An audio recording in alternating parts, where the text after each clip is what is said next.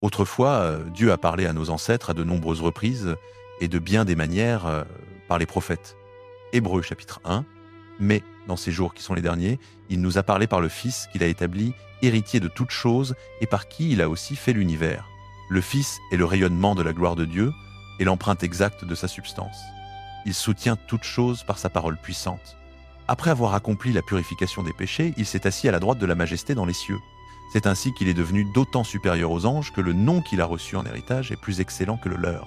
Auquel des anges, Dieu hâté, il jamais dit « Tu es mon fils, aujourd'hui je t'ai engendré » ou encore « Moi, je serai pour lui un père et lui sera pour moi un fils ». Et encore, lorsqu'il introduit le premier-né dans le monde, il dit que tous les anges de Dieu l'adorent. En parlant des anges, il dit « Il fait de ses anges des esprits et de ses serviteurs une flamme de feu ».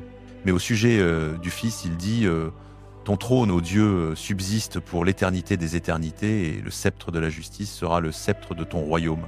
Tu as aimé la justice et haï l'iniquité, c'est pourquoi, ô Dieu, ton Dieu t'a oint d'une huile d'allégresse au-dessus de tes compagnons.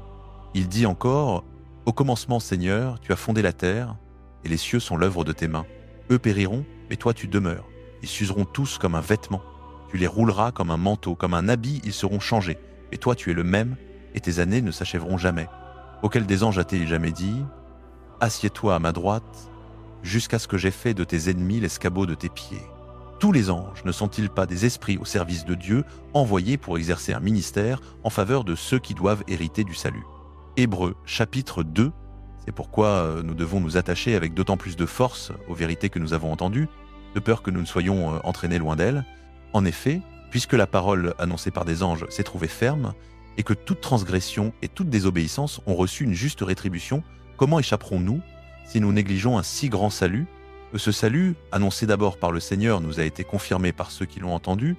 Dieu y a ajouté son témoignage par des signes, des prodiges, des miracles variés, et par les dons du Saint-Esprit distribués selon sa volonté. Ce n'est pas aux anges qu'il a soumis le monde à venir dont nous parlons, mais quelqu'un a rendu quelque part ce témoignage. Qu'est-ce que l'homme pour que tu te souviennes de lui, ou le Fils de l'homme pour que tu prennes soin de lui? Tu l'as abaissé pour un peu de temps au-dessous des anges, tu l'as couronné de gloire et d'honneur, tu as mis toutes choses sous ses pieds. En lui soumettant toutes choses, Dieu n'a rien laissé qui ne lui soit soumis. Or, pour le moment, nous ne voyons pas encore que toutes choses lui soient soumises. Mais celui qui a été abaissé pour un peu de temps au-dessous des anges, Jésus, nous le voyons couronné de gloire et d'honneur à cause de la mort qu'il a soufferte, afin que par la grâce de Dieu, il goûte la mort pour tous. Car c'était le bon ordre que celui pour qui et par qui sont toutes choses, voulant conduire à la gloire beaucoup de fils, rendent parfait par la souffrance l'auteur de leur salut. En effet, celui qui sanctifie et ceux qui sont sanctifiés ont tous une même origine. C'est pourquoi il n'a pas honte de les appeler frères lorsqu'il dit « J'annoncerai ton nom à mes frères ». Au milieu de l'assemblée, je te chanterai, et encore. Je mettrai ma confiance en lui, et encore. Me voici, moi et les enfants que Dieu m'a donnés. Puis donc que les enfants ont en commun la chair et le sang, lui aussi pareillement y a participé, afin de détruire par sa mort celui qui avait l'empire de la mort, c'est-à-dire le diable, et de délivrer tous ceux qui, par crainte de la mort, étaient toute leur vie assujettis à la servitude. Car assurément, ce n'est pas des anges qui viennent en aide, mais c'est la descendance d'Abraham. C'est pourquoi il a dû devenir en tout semblable à ses frères, afin d'être un souverain sacrificateur miséricordieux et fidèle dans le service de Dieu, pour faire l'expiation des péchés du peuple. Car, du fait qu'il a souffert lui-même en étant tenté, il peut secourir ceux qui sont tentés. Hébreux chapitre 3, c'est pourquoi, frères saints, Hébreux chapitre 3, frères et sœurs qui participez à l'appel céleste, portez vos regards sur Jésus, que nous reconnaissons comme notre apôtre et grand prêtre. Il a été fidèle à celui qui l'a établi, tout comme Moïse l'a été dans toute la maison de Dieu. Jésus a été jugé digne d'une gloire plus grande que Moïse, de même que celui qui construit une maison a plus d'honneur que la maison elle-même. Car toute maison est construite par quelqu'un, mais c'est Dieu qui a construit toute chose. Moïse a été fidèle comme serviteur dans toute la maison de Dieu pour rendre témoignage à ce qui serait annoncé plus tard, mais Christ est fidèle comme fils à la tête de la maison de Dieu. Et cette maison, c'est nous, pourvu que nous retenions fermement jusqu'à la fin la confiance et l'espérance dont nous nous glorifions. C'est pourquoi, comme le dit l'Esprit Saint, aujourd'hui, si vous entendez sa voix, n'endurcissez pas vos cœurs, comme lors de la révolte, au jour de la tentation dans le désert, où vos pères m'ont tenté et éprouvé, bien qu'ils aient vu mes œuvres pendant 40 ans. C'est pourquoi je fus irrité contre cette génération, et je dis, leur cœur s'égare toujours, ils n'ont pas connu mes voies. Aussi ai-je juré dans ma colère, ils n'entreront jamais dans mon repos. Veillez donc, frères et sœurs, à ce qu'il n'y ait parmi vous aucun cœur mauvais et incrédule qui se détourne du Dieu vivant. Au contraire, encouragez-vous les uns les autres chaque jour, tant que dure cet aujourd'hui, afin qu'aucun de vous ne s'endurcisse par la séduction du péché. Car nous sommes devenus participants de Christ, pourvu que nous retenions fermement jusqu'à la fin la confiance que nous avions au commencement. Comme il vient d'être dit, aujourd'hui, si vous entendez sa voix, n'endurcissez pas vos cœurs comme lors de la révolte. Qui sont ceux qui, ayant entendu, se sont révoltés? N'est-ce pas tous ceux que Moïse avait fait sortir d'Égypte et contre qui Dieu s'est-il irrité pendant 40 ans? N'est-ce pas contre ceux qui avaient péché et dont les corps sont tombés dans le désert, et à qui a-t-il juré qu'il n'entrerait jamais dans son repos, sinon à ceux qui avaient désobéi? Ainsi nous voyons qu'ils ne purent y entrer à cause de leur incrédulité. Hébreux chapitre 4. Craignons donc, tant que la promesse d'entrer dans son repos subsiste, qu'aucun de vous ne semble être resté en arrière. Car nous aussi nous avons reçu la bonne nouvelle comme eux, mais la parole qu'ils entendirent ne leur servit à rien, parce qu'elle ne fut pas unie à la foi chez ceux qui l'entendirent. Pour nous qui avons cru, nous entrons dans le repos, selon qu'il a dit « Aussi ai-je juré dans ma colère, ils n'entreront jamais dans mon repos, bien que ses œuvres aient été achevées depuis la fondation du monde. » Car il a parlé quelque part du 7e jour en ces termes, et le 7e jour, Dieu se reposa de toutes ses œuvres. Et dans ce passage encore, ils n'entreront jamais dans mon repos. Puis donc qu'il reste encore à certains d'y entrer, et que ceux qui avaient reçu les premiers la bonne nouvelle n'y sont pas entrés à cause de leur désobéissance, Dieu fixe de nouveau un jour, un aujourd'hui, en disant bien longtemps après, par David, comme il a été déjà cité, « Aujourd'hui, si vous entendez sa voix, n'endurcissez pas vos cœurs, car si Josué leur avait donné le repos, Dieu n'aurait pas parlé plus tard d'un autre jour. Il reste donc un repos sabbatique pour le peuple de Dieu, car celui qui entre dans le repos de Dieu se repose de ses œuvres, comme Dieu s'est reposé des siennes. Efforçons-nous donc d'entrer dans ce repos, afin que personne ne tombe dans le même exemple de désobéissance. Car la parole de Dieu est vivante et efficace, plus tranchante qu'une épée quelconque à 2 tranchants. Elle pénètre jusqu'à partager âme et esprit, jointure et moelle. Elle juge des sentiments et des pensées du cœur. Aucune créature n'est cachée devant lui, mais tout est à nu et à découvert aux yeux de celui à qui nous devons rendre compte. Ainsi, puisque nous avons un grand prêtre éminent qui a traversé les cieux, Jésus, le Fils de Dieu, tenons ferme la profession de foi. Car nous n'avons pas un grand prêtre incapable de compatir à nos faiblesses. Au contraire, il a été tenté en toutes choses comme nous, sans commettre de péché. Approchons-nous donc avec assurance du trône de la grâce, afin d'obtenir miséricorde et de trouver grâce pour être secouru au moment opportun. Hébreux chapitre 5. Tout grand prêtre est pris parmi les hommes. Hébreux chapitre 5. Parmi le peuple, il est choisi et établi pour représenter le peuple dans les choses qui concernent Dieu, afin d'offrir des dons et des sacrifices pour les péchés.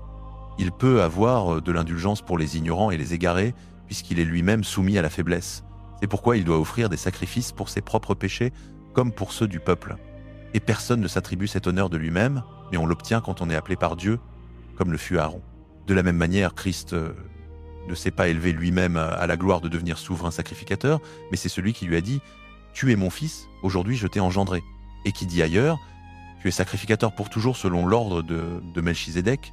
Durant les jours de sa vie sur la terre, Jésus a présenté avec de grands cris et avec larmes des prières et des supplications à celui qui pouvait le sauver de la mort, et il a été exaucé à cause de sa piété. Bien qu'il fût fils, il a appris l'obéissance par ce qu'il a souffert. Et devenu parfait, il est devenu pour tous ceux qui lui obéissent l'auteur d'un salut éternel, ayant été proclamé par Dieu souverain sacrificateur selon l'ordre de Melchizedek. Nous aurions beaucoup à dire là-dessus, mais il est difficile de vous l'expliquer parce que vous êtes devenus lents à comprendre. En effet, alors que vous devriez depuis longtemps être des enseignants, vous avez de nouveaux besoins qu'on vous enseigne les premiers éléments des oracles de Dieu. Vous en êtes venus à avoir besoin de lait et non d'une nourriture solide. Or celui qui en est encore au lait ne connaît pas la parole de justice, car c'est un petit enfant. Mais la nourriture solide est pour les adultes, pour ceux qui par l'usage ont le sens exercé à discerner le bien et le mal.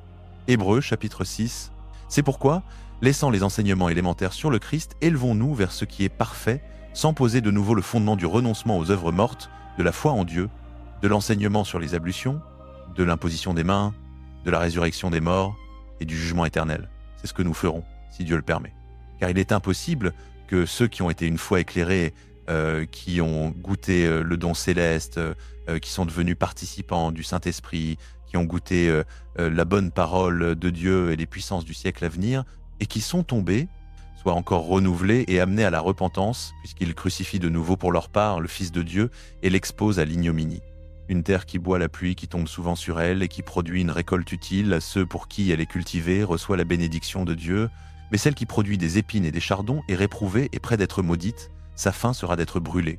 Quoique nous parlions ainsi, bien-aimés, nous sommes persuadés, en ce qui vous concerne, de meilleures choses, de celles qui accompagnent le salut. Car Dieu n'est pas injuste pour oublier votre œuvre et l'amour que vous avez montré pour son nom, ayant rendu et rendant encore des services aux saints. Nous désirons que chacun de vous montre jusqu'à la fin le même zèle, pour que votre espérance soit pleinement réalisée. Nous ne voulons pas que vous deveniez paresseux, mais que vous imitiez ceux qui, par la foi et la persévérance, héritent des promesses. Lorsque Dieu fit la promesse à Abraham, comme il n'avait personne de plus grand par qui jurer, il jura par lui-même en disant « Je te bénirai certainement et je multiplierai certainement ta descendance. » Et ainsi, après avoir attendu avec patience, Abraham obtint ce qui lui avait été promis. Les hommes jurent par ce qui est plus grand qu'eux, et le serment est pour eux la fin de toute contestation, en garantie. C'est pourquoi Dieu, voulant montrer davantage encore aux héritiers de la promesse l'immutabilité de sa décision, intervint par un serment, afin que, par deux choses immuables, dans lesquelles il est impossible que Dieu mente, nous ayons une puissante consolation, nous qui avons cherché refuge en saisissant l'espérance proposée. Cette espérance, nous la possédons comme une encre de l'âme, sûre et solide.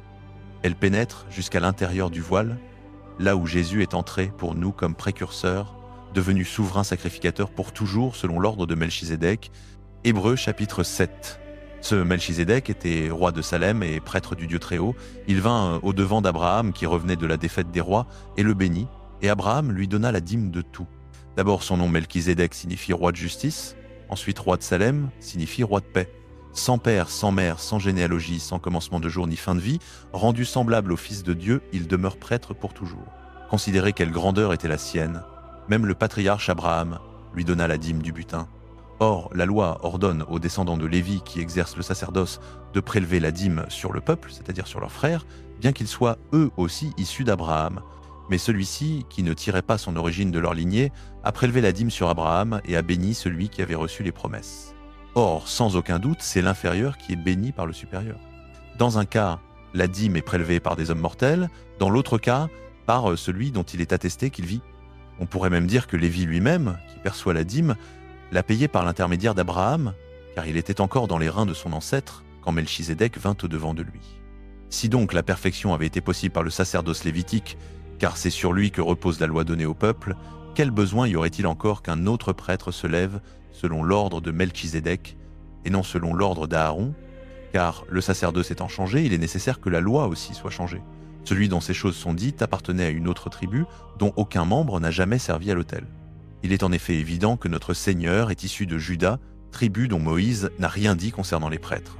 Ce que nous disons est encore bien plus évident si un autre prêtre se lève à la ressemblance de Melchizedek, qui est devenu prêtre non d'après une loi sur l'origine charnelle, mais d'après la puissance d'une vie indestructible, car il lui est attesté « Tu es prêtre pour toujours selon l'ordre de Melchizedek ». L'ancienne règle est ainsi abolie parce qu'elle était faible et inutile, car la loi n'a rien amené à la perfection, et une espérance meilleure est introduite, par laquelle nous nous approchons de Dieu. Et c'est pas sans serment, les autres sont devenus prêtres sans serment, mais lui, il est devenu avec serment par celui qui lui a dit « Le Seigneur l'a juré et ne s'en repentira pas, tu es prêtre pour toujours ». De ce fait, Jésus est devenu le garant d'une alliance bien meilleure. Il y a eu beaucoup de ces prêtres, parce que la mort les empêchait de demeurer en fonction, mais lui, parce qu'il demeure éternellement, possède un sacerdoce qui ne passe pas. C'est pourquoi il peut sauver parfaitement ceux qui s'approchent de Dieu par lui, puisqu'il vit toujours pour intercéder en leur faveur. Tel est précisément le grand prêtre qui nous convenait, saint, innocent, sans tache, séparé des pécheurs, élevé au-dessus des cieux. Il n'a pas besoin, comme les grands prêtres, d'offrir chaque jour des sacrifices, d'abord pour ses propres péchés, ensuite pour ceux du peuple, car il a fait cela une fois pour toutes, en s'offrant lui-même. La loi en effet établit comme grand prêtre des hommes soumis à la faiblesse, mais la parole du serment, postérieure à la loi, établit le Fils, qui est parfait pour l'éternité. Hébreux chapitre 8, voici donc le point capital de ce que nous disons. Nous avons un tel grand prêtre qui s'est assis à la droite du trône de la majesté dans les cieux et qui exerce son ministère dans le sanctuaire, le vrai tabernacle, dressé par le Seigneur et non par un homme. Tout grand prêtre est établi pour présenter des offrandes et des sacrifices. Il était donc nécessaire que celui-ci aussi ait quelque chose à offrir. S'il était sur la terre, il ne serait même pas prêtre puisqu'il y a déjà des prêtres qui présentent les offrandes selon la loi. Ceux-ci rendent un culte dans un sanctuaire qui n'est qu'une copie et une ombre des réalités célestes. C'est pourquoi Moïse, lorsqu'il allait construire le tabernacle, reçut cet avertissement. « Vois, dit-il, tu feras tout selon le modèle qui t'a été montré sur la montagne. » Mais en réalité, le ministère que Jésus a reçu est d'autant supérieur que l'alliance dont il est le médiateur est meilleure, puisqu'elle est établie sur de meilleures promesses. Si la première alliance avait été irréprochable, il n'y aurait pas eu lieu d'en chercher une seconde. Or, en trouvant à redire à leur sujet, Dieu dit « Voici, des jours viennent, dit le Seigneur, où je conclurai avec la maison d'Israël et avec la maison de Juda une alliance nouvelle. Elle ne sera pas comme l'alliance que j'ai faite avec leur père le jour où je les ai pris par la main pour les faire sortir du pays d'Égypte, car ils n'ont pas persévéré dans mon alliance, et moi je les ai délaissés, dit le Seigneur. Mais voici l'alliance que je ferai avec la maison d'Israël après ces jours-là, dit le Seigneur. Je mettrai mes lois dans leur esprit, je les écrirai sur leur cœur, je serai leur Dieu, et ils seront mon peuple. Personne n'enseignera plus son concitoyen ni son frère en disant « Connais le Seigneur », car tous me connaîtront, depuis le plus petit jusqu'au plus grand d'entre eux. En effet, je pardonnerai leurs injustices et je ne me souviendrai plus de leurs péchés. En parlant d'une alliance nouvelle, il a déclaré la première vieillie, or ce qui devient vieux et ancien est près de disparaître. Hébreux, chapitre 9. Or la première alliance avait aussi des règles pour le culte. Hébreux, chapitre 9, il y avait aussi un sanctuaire terrestre. Un tabernacle fut dressé. Dans la première partie, appelée le lieu saint, se trouvait le chandelier et la table avec les pains de proposition. Derrière le second voile se trouvait la partie du tabernacle appelée le Saint des Saints. On y voyait l'autel d'or pour l'encens et l'arche de l'Alliance entièrement recouverte d'or. Dans cette arche était une urne d'or contenant la manne, le bâton d'Aaron qui avait fleuri et les tables de l'Alliance. Au-dessus de l'arche étaient les chérubins de la gloire qui couvraient de leur ombre le propitiatoire. Mais il n'est pas nécessaire de parler maintenant en détail de ces choses. Tout étant ainsi disposé, les sacrificateurs entrent continuellement dans la première partie du tabernacle pour accomplir le service. Mais dans la seconde, le souverain sacrificateur seul entre une fois par an, non sans y porter du sang qu'il offre pour lui-même et pour les péchés commis par ignorance du peuple. Le Saint-Esprit montrait par là que le chemin du lieu très saint n'était pas encore manifesté, tant que le premier tabernacle subsistait encore. C'est une figure pour le temps présent, elle indique que les dons et les sacrifices offerts ne peuvent pas rendre parfait, quant à la conscience, celui qui rend le culte. Il ne s'agit que de nourriture, de boissons, de diverses ablutions, d'ordonnances charnelles, imposées jusqu'au temps de la Réforme. Mais Christ, venu comme souverain sacrificateur des biens à venir, ayant traversé un tabernacle plus grand et plus parfait qui n'a pas été fait de main d'homme, c'est-à-dire qui n'appartient pas à cette création, est entré une fois pour toutes dans le lieu très saint, non avec le sang des boucs et des veaux, mais avec son propre sang, ayant obtenu une rédemption éternelle. Car si le sang des taureaux et des boucs et la cendre d'une génisse, on répand sur ceux qui sont souillés, les sanctifie quant à la pureté de la chair, combien plus le sang de Christ, qui, par l'Esprit éternel, s'est offert lui-même sans tache à Dieu, purifiera-t-il votre conscience des œuvres mortes, afin que vous serviez le Dieu vivant. C'est pour cela qu'il est le médiateur d'une nouvelle alliance, afin que, la mort étant intervenue pour le rachat des transgressions commises sous la première alliance, ceux qui ont été appelés reçoivent l'héritage éternel qui leur a été promis. Car là où il y a un testament, il est nécessaire que la mort du testateur soit constatée. Un testament, en effet, n'est valable qu'en cas de mort. Il n'a jamais d'effet tant que vit le testateur. Voilà pourquoi même la première alliance n'a pas été inaugurée sans du sang. Lorsque Moïse eut promulgué tous les commandements de la loi à tout le peuple, il prit le sang des veaux avec de l'eau, de la laine écarlate et de l'hysope, et en aspergea le livre lui-même et tout le peuple, en disant « Ceci est le sang de l'alliance que Dieu a ordonné pour vous. » Il aspergea de même avec le sang le tabernacle et tous les ustensiles du culte, et presque tout, d'après la loi, est purifié avec du sang. Et sans effusion de sang, il n'y a pas de pardon. Il était donc nécessaire que les copies des choses qui sont dans les cieux fussent purifiées par ces sacrifices, mais que les choses célestes elles-mêmes le fussent par des sacrifices supérieurs. Car Christ n'est pas entré dans un sanctuaire fait de main d'homme, simple copie du véritable, mais dans le ciel même, afin de comparaître maintenant pour nous devant la face de Dieu. Et c'est pas pour s'offrir lui-même plusieurs fois qu'il y est entré, comme le souverain sacrificateur entre chaque année dans le sanctuaire avec du sang étranger, sinon il aurait dû souffrir plusieurs fois depuis la fondation du monde. Mais maintenant, à la fin des siècles, il a paru une seule fois pour abolir le péché, par son sacrifice. Et comme il est réservé aux hommes de mourir une seule fois, après quoi vient le jugement, de même Christ, qui s'est offert une seule fois pour porter les péchés de beaucoup, apparaîtra une seconde fois, sans rapport avec le péché, à ceux qui l'attendent pour leur salut. Hébreux chapitre 10, la loi n'ayant que l'ombre des biens à venir et non la réalité même des choses, ne peut jamais, par les mêmes sacrifices qu'on offre perpétuellement chaque année, rendre parfaits ceux qui s'approchent de Dieu. Autrement, n'aurait-on pas cessé de les offrir, puisque ceux qui rendent le culte, une fois purifiés, n'auraient plus aucune conscience de péché? Mais dans ces sacrifices, il y a chaque année un rappel des péchés, car il est impossible que le sang des taureaux et des boucs ôte les péchés. C'est pourquoi Christ, entrant dans le monde, dit « Tu n'as voulu ni sacrifice ni offrande, mais tu m'as formé un corps, tu n'as agréé ni holocauste ni sacrifice pour le péché. » Alors j'ai dit « Voici, je viens, il est écrit de moi dans le rouleau du livre, pour faire, ô Dieu, ta volonté. » Après avoir dit « Tu n'as voulu et tu n'as agréé ni sacrifice, ni offrande, ni holocauste, ni sacrifice pour le péché qui sont offerts selon la loi, il ajoute « Voici, je viens pour faire ta volonté. » Il abolit ainsi le premier pour établir le second. Et c'est en vertu de cette volonté que nous sommes sanctifiés par l'offrande du corps de Jésus-Christ une fois pour toutes. Et tandis que tout sacrificateur se tient chaque jour en fonction et offre plusieurs fois les mêmes sacrifices qui ne peuvent jamais ôter les péchés, lui, après avoir offert un seul sacrifice pour les péchés, s'est assis pour toujours à la droite de Dieu, attendant désormais que ses ennemis soient placés comme marchepieds sous ses pieds, car par une seule offrande, il a rendu parfait pour toujours ceux qui sont sanctifiés. C'est ce que le Saint-Esprit nous atteste aussi, car après avoir dit « Voici l'alliance que je ferai avec eux après ces jours-là », dit le Seigneur, « Je mettrai mes lois dans leur cœur et je les écrirai dans leur esprit », il ajoute, « Et je ne me souviendrai plus de leurs péchés ni de leurs iniquités. Or, là où il y a pardon de ces choses, il n'y a plus d'offrande pour le péché. » Ainsi donc, frères, puisque nous avons, par le sang de Jésus, une libre entrée dans le sanctuaire par la voie nouvelle et vivante qu'il a inaugurée pour nous au travers du voile, c'est-à-dire de sa chair, et puisque nous avons un grand sacrificateur établi sur la maison de Dieu, approchons-nous avec un cœur sincère, dans la plénitude de la foi, les cœurs purifiés d'une mauvaise conscience et le corps lavé d'une eau pure. Retenons fermement la profession de notre espérance, car celui qui a fait la promesse est fidèle. Veillons les uns sur les autres pour nous exciter à l'amour et aux bonnes œuvres, sans abandonner nos assemblées, comme c'est la coutume de quelques-uns, mais nous exhortant d'autant plus que vous voyez s'approcher le jour. Car si nous péchons volontairement après avoir reçu la connaissance de la vérité, il ne reste plus de sacrifice pour les péchés, mais une attente terrible du jugement et l'ardeur d'un feu qui dévorera les rebelles. Celui qui a violé la loi de Moïse meurt sans miséricorde, sur la déposition de 2 ou 3 témoins. De quel pire châtiment pensez-vous que sera jugé digne celui qui aura foulé aux pieds le Fils de Dieu, qui aura tenu pour profane le sang de l'alliance par lequel il a été sanctifié, et qui aura outragé l'Esprit de la grâce? Car nous connaissons celui qui a dit « À moi la vengeance, c'est moi qui rétribuerai, et encore, le Seigneur jugera son peuple. » Il est terrible de tomber entre les mains du Dieu vivant.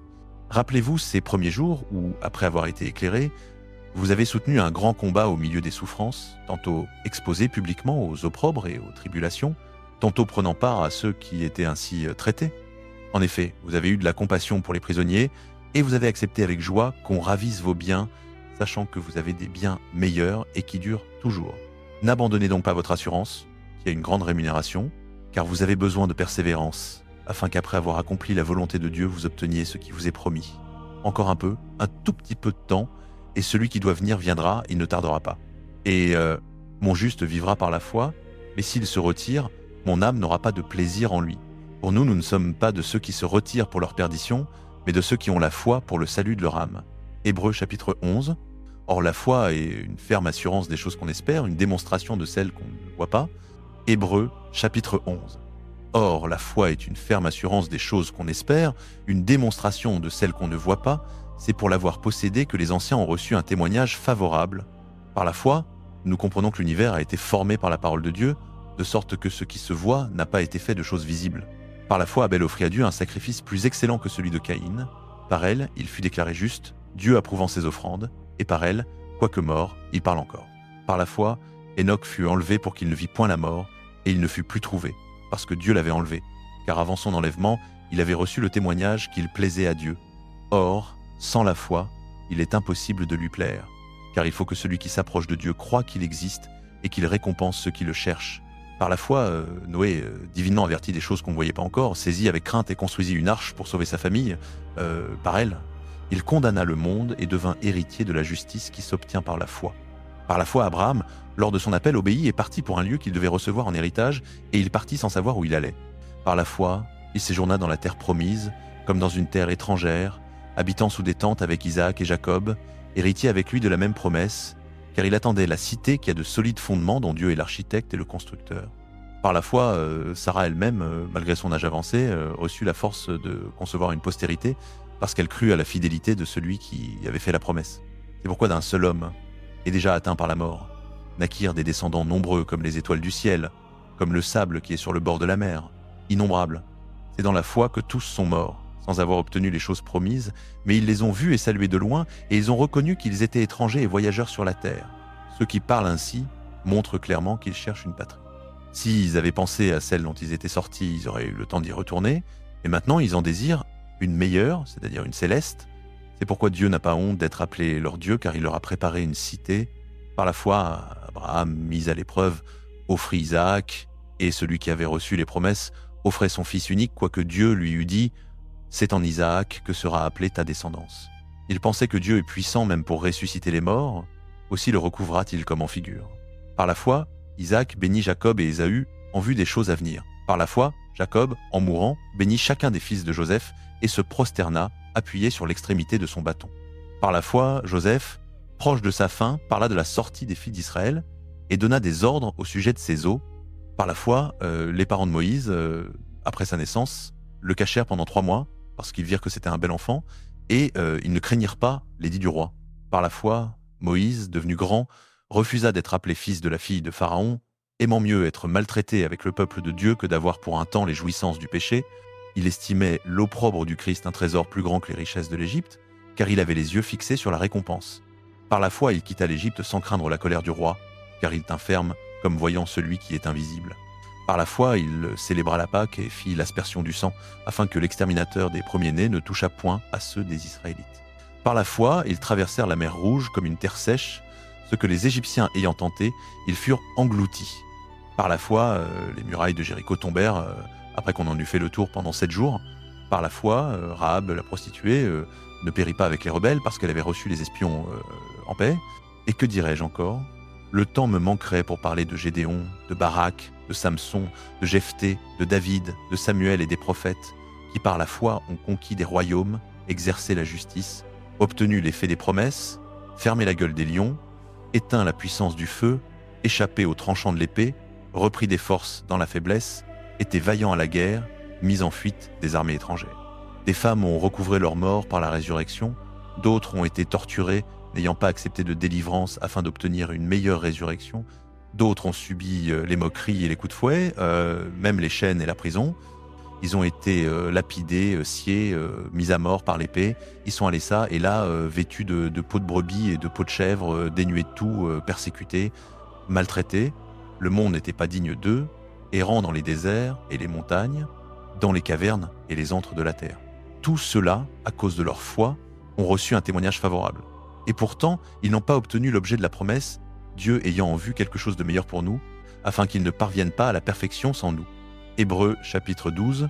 Ainsi donc, puisque nous sommes entourés d'une si grande nuée de témoins, rejetons tout fardeau et le péché qui nous enveloppe si facilement, et courons avec persévérance l'épreuve qui nous est proposée, les yeux fixés sur Jésus, qui est l'auteur et le consommateur de la foi. Au lieu de la joie qui lui était proposée, il a souffert la croix, méprisé la honte, et s'est assis à la droite du trône de Dieu. Considérez donc celui qui a supporté contre lui une telle opposition de la part des pécheurs, afin que vous ne vous lassiez pas, l'âme découragée. Vous n'avez pas encore résisté jusqu'au sang dans votre lutte contre le péché, et vous auriez oublié l'exhortation qui vous est adressée comme à des fils. Mon fils, ne méprise pas la discipline du Seigneur, et ne perds pas courage lorsqu'il te reprend. Car le Seigneur discipline celui qu'il aime, et il châtie tout fils qu'il agrée. Supportez les souffrances comme une discipline, Dieu vous traite en fils. Quel est le fils que son père ne discipline pas ? Si vous êtes exempte de la discipline dont tous ont eu part, vous êtes donc des enfants illégitimes et non des fils. D'ailleurs, nous avons eu des pères selon la chair qui nous corrigeaient, et nous les respections. Ne nous soumettrons-nous pas bien davantage au Père des esprits pour avoir la vie ? Nos pères nous disciplinaient pour peu de temps comme ils le trouvaient bon, mais Dieu le fait pour notre bien afin que nous participions à sa sainteté. Certes, sur le moment, aucune discipline ne semble être un sujet de joie, mais de tristesse, Cependant, plus tard, elle produit pour ceux qui ont été ainsi exercés un fruit de paix et de justice. C'est pourquoi redressez vos mains lassées et vos genoux affaiblis, tracez pour vos pieds des sentiers droits, afin que ce qui est boiteux ne se déboîte pas, mais plutôt se raffermisse. Recherchez la paix avec tous et la sanctification sans laquelle personne ne verra le Seigneur. Veillez à ce que personne ne se prive de la grâce de Dieu, qu'aucune racine d'amertume, poussant des rejetons, ne cause du trouble et ne contamine beaucoup d'entre vous, qu'il n'y ait ni débauché, ni profane comme Ésaü, qui pour un seul mets vendit son droit d'aînesse. Vous savez qu'ensuite, voulant obtenir la bénédiction, il fut rejeté, quoiqu'il la demandât avec larmes, car il ne trouva pas lieu au repentir.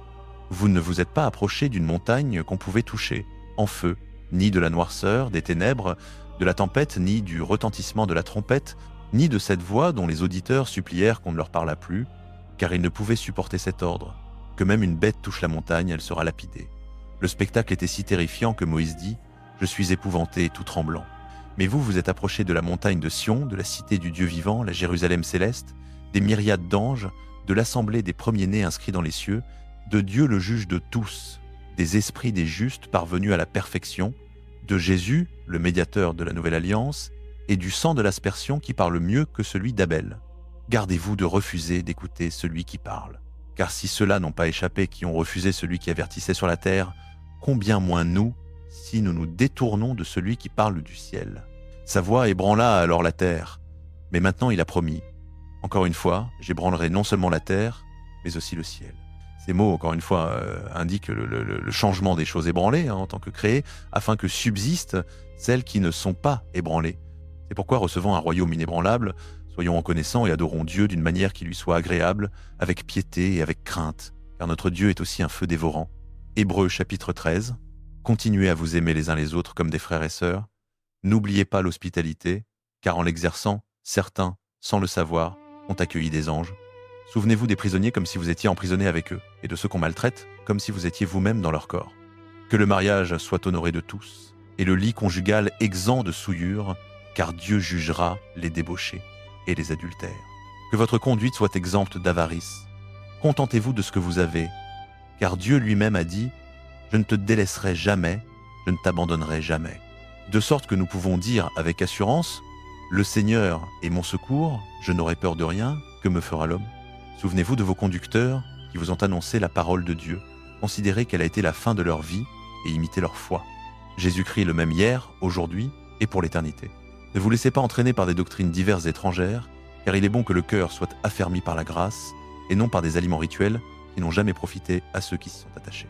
Nous avons un autel dont ceux qui servent dans le tabernacle n'ont pas le droit de manger. En effet, les animaux dont le sang est porté par le grand prêtre dans le sanctuaire comme sacrifice pour le péché ont leur corps brûlé hors du camp. C'est pourquoi Jésus aussi, afin de sanctifier le peuple par son propre sang, a souffert hors de la porte de la ville. Sortons donc vers lui, hors du camp, en portant son opprobre, car nous n'avons pas ici-bas de cité permanente, mais nous recherchons celle qui est à venir. Par lui, offrons sans cesse à Dieu un sacrifice de louange, c'est-à-dire le fruit de lèvres qui confesse son nom. Et n'oubliez pas la bienfaisance et la libéralité, car c'est à de tels sacrifices que Dieu prend plaisir. Obéissez à vos conducteurs et soumettez-vous à eux, car ils veillent sur vos âmes comme devant en rendre compte. Faites-le de manière que leur tâche soit une joie et non un gémissement, ce qui ne vous serait d'aucun avantage. Priez pour nous, car nous sommes persuadés d'avoir une bonne conscience, désirant de nous conduire honnêtement en toutes choses. Je vous y exhorte d'autant plus instamment, afin que je vous sois plus tôt rendu.